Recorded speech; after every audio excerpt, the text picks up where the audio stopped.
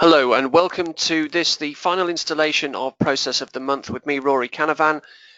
And today we're going to be looking at the Bermuda Triangle of SAM. So as with the rest of the processes, we'll look to go through the agenda. This time round though, we're going to be looking at a use case presentation as opposed to primary and secondary objectives because it's not necessarily a process. This blog is more about the interaction and communication between processes. We're going to be touching on best practiced antidotes for those respective processes that we're going to be touching on. Offering much love to our sponsors as always. And then coming up next month, which will be quite interesting. So what is the Bermuda Triangle of SAM? Well, it's a scenario, a worst case scenario that regrettably exists in all too many companies. And it's the relationship between the request, purchase and deployment program. So by way of a scenario, let's take a Blue Flame project manager as an example, who is looking to install a new product or service into an organization. It's going to make the company millions, but at the back of it, he knows he's got a technology stack. And within that technology stack, he knows he has a database requirement. Now, for a worst case scenario, there is no technical validation. All he sets about is to raise the software request and then just pass it through to procurement for purchase, because he is that Blue Flame project manager and therefore he circumvents what the proles have to do in terms of actually requesting software. The request reaches procurement, and because it does come through from this Blue Flame project manager, they set about purchasing the software straight away. So there's no sense of validation. Is this an authorized route? What version or edition are we actually buying? Has any sort of technical or IT assessment been made? Has managerial improvement been made? Worst case scenario, they'll check that actually the project manager has not exceeded his budget and just go ahead and buy it. In tandem to the request going to procurement, it splits and it also goes to deployment as well. So what the deployment chaps will actually do is we'll catch up with that sort of alignment to entitlement at a later date. We'll get round to that because it's come from that that Blue Flame project manager. He needs a software like yesterday and he's going to make the company millions.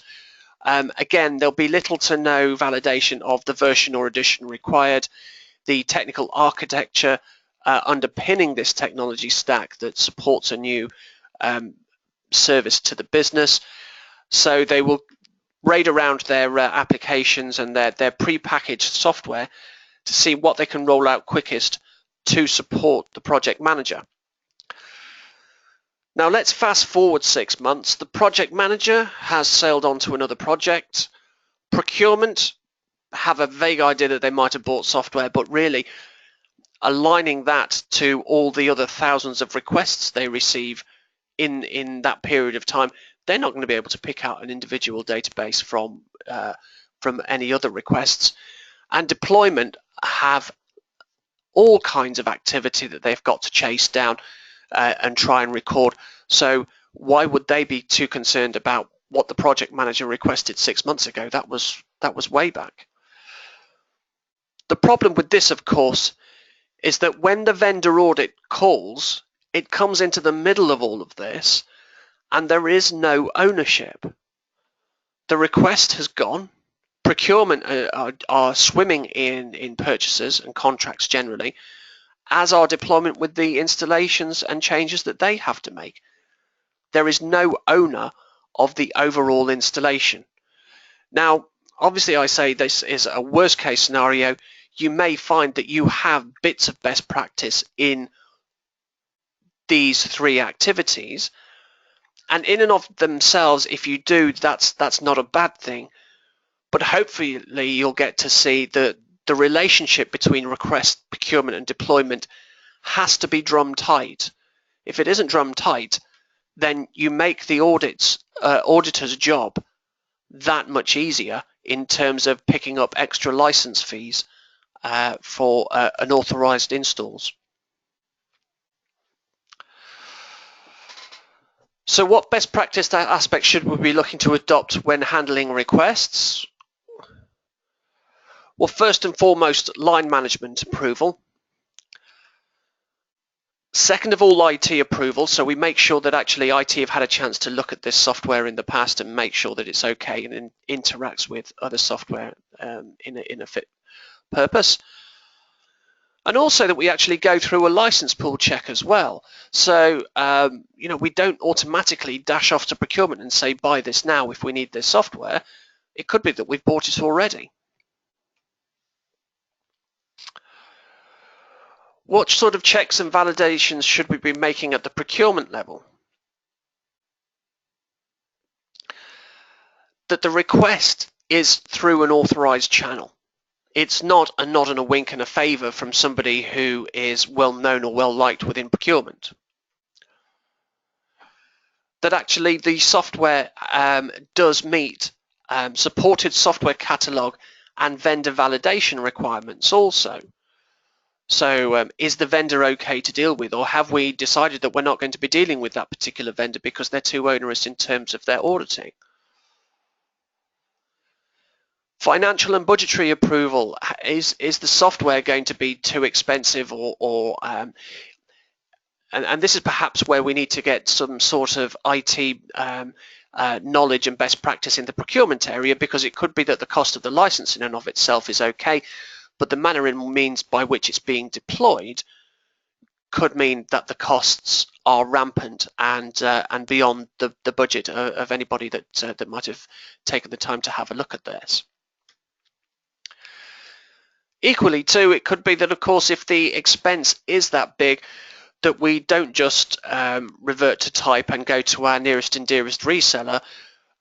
We actually look to make a bit of a competition out of this and see if we can strike a deal, see what bells and whistles are available for putting business the way of a particular software reseller.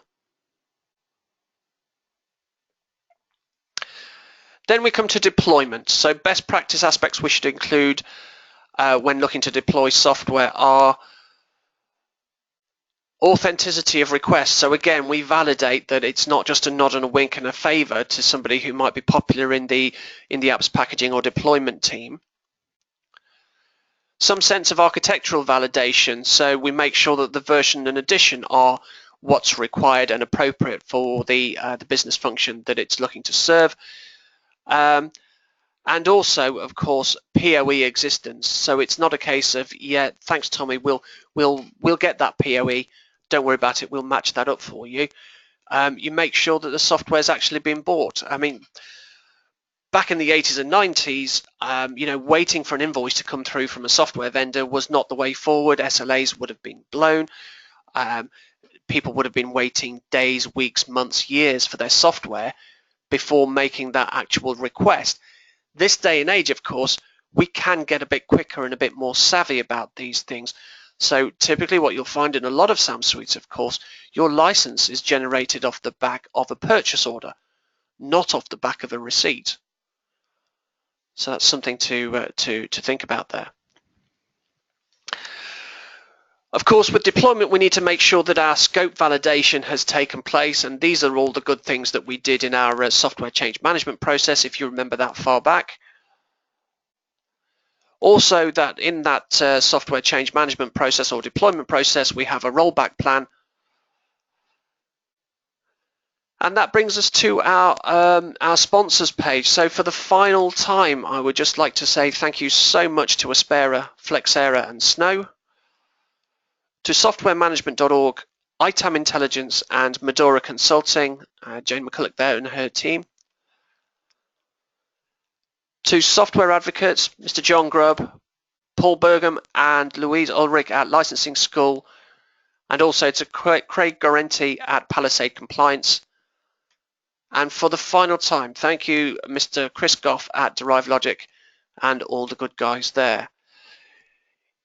If you like what you've seen and you feel that you want the processes that have been discussed and many more, I should say, we've covered about 10, I think, in this series.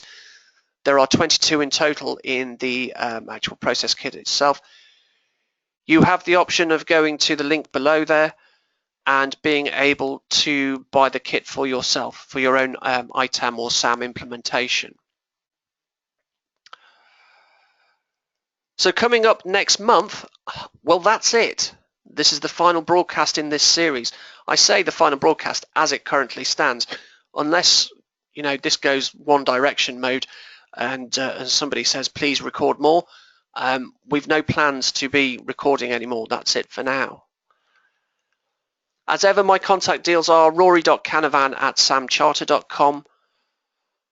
Again, you can stalk me on Twitter at @storybyrory. And if you wish to, please feel free to invite me to connect on LinkedIn. I'm a huge advocate and user of LinkedIn. That just leaves me to say thank you very much for your time and support. It's been a pleasure and never a chore doing these vlogs. Again, you have any questions, do please get in touch. Take care.